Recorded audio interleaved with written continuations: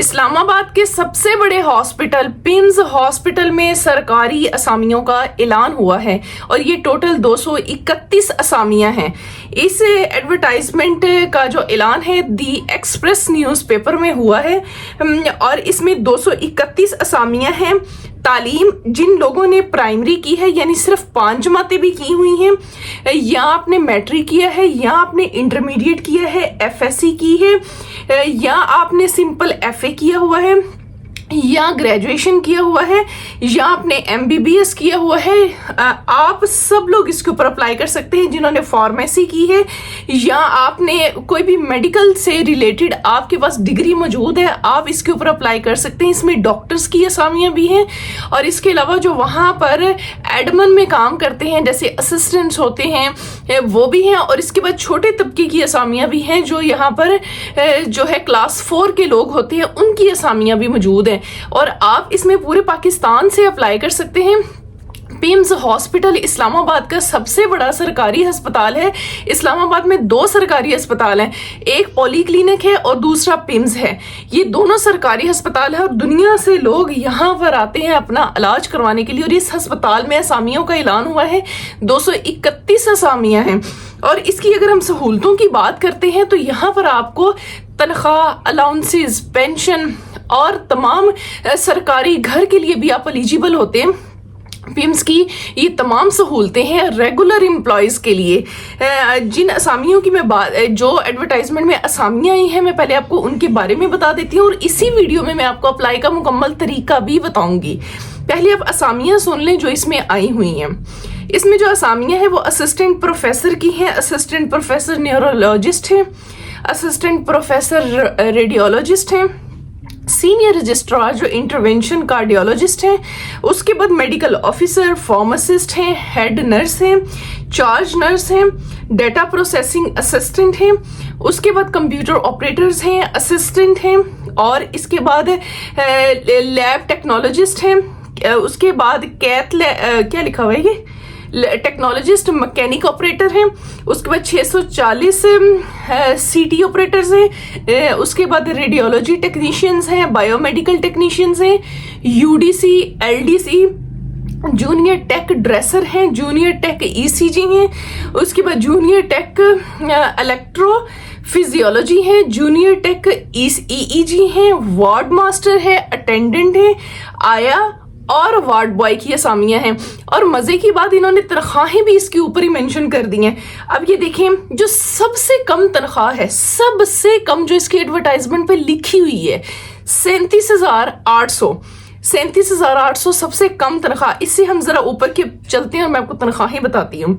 47,250, उसके बाद 59,070, उसके बाद यानी 60,000 के करीब आप इसको लगा लें, फिर 70,880, फिर उसके बाद जनाब आगे चलते 94,500, फिर 1,41,000, 2,95,000, 2,95,95 ठीक है, उसके बाद 2,12,630, 1,41,750। ये वो तमाम सैलरीज हैं जो कि इन्होंने इसकी एडवर्टाइजमेंट के ऊपर खुद लिख दी हैं कि हम इतनी तनख्वाहें आपको देंगे।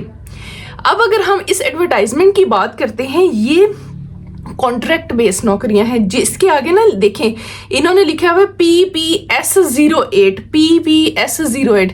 ये बेसिकली जो कोई प्रोजेक्ट होता है ना, ये 2 साल का कॉन्ट्रैक्ट है। अब ये कॉन्ट्रैक्ट एक्सटेंड होता है नहीं होता, it depends on the management और एडमिनिस्ट्रेशन ऑफ पिम्स या गवर्नमेंट।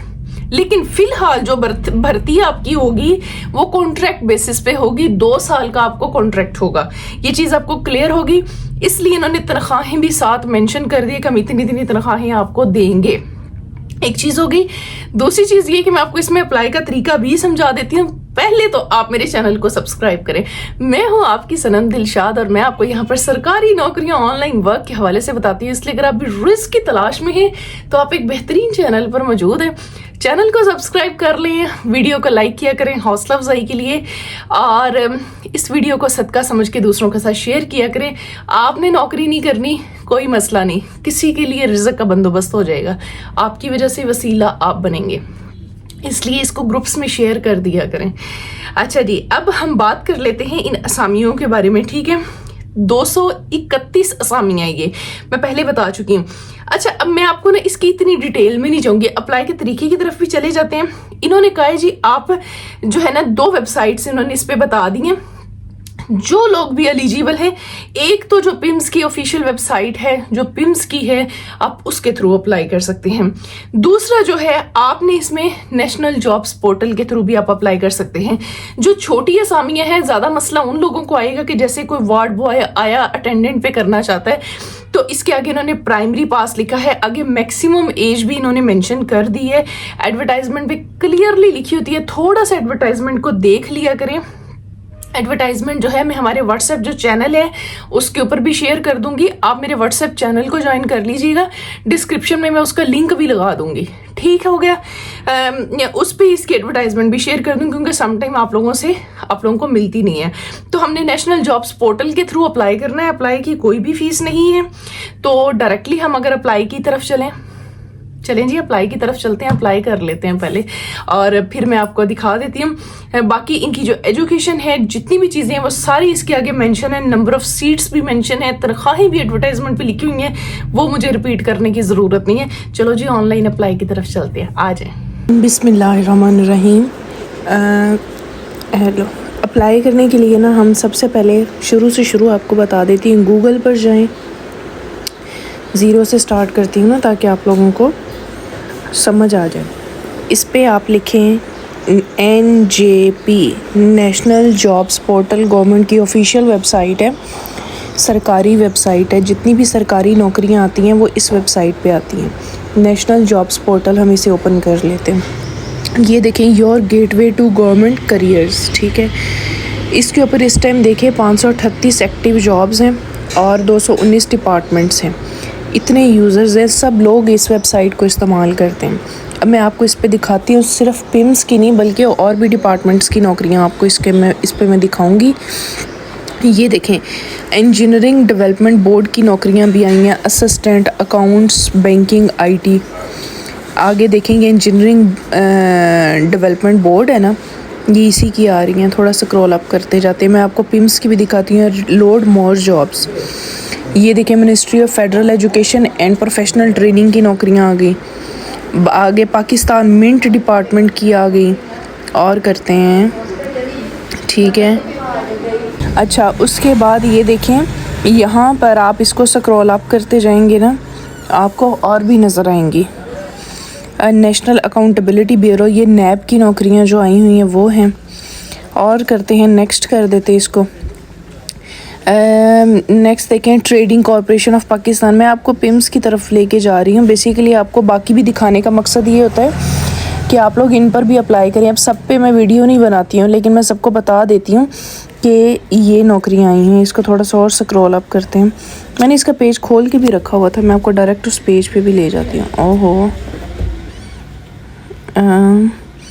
इसको थोड़ा सा अभी आ जाती हैं।